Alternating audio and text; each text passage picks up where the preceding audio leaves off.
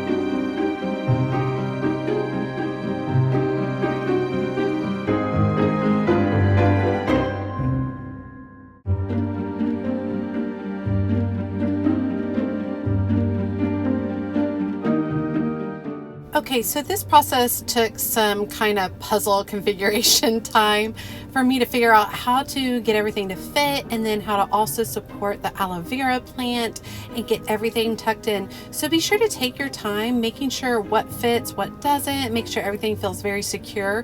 I did not use any glue to secure anything in place because I wanted to very easily be able to take this apart at the end of the season.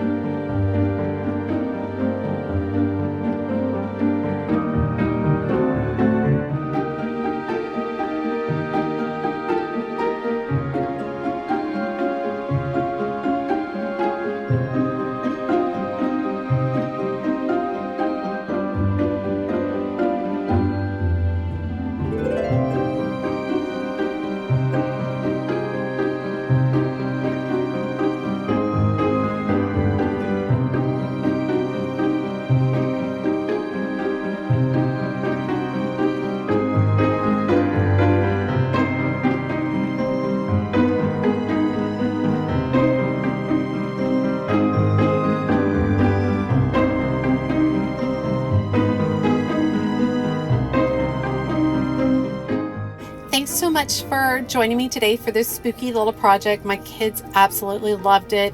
It's out on my front porch. As always, she's a mad gardener or a decorator or anything else that she wants to be. Thanks, y'all.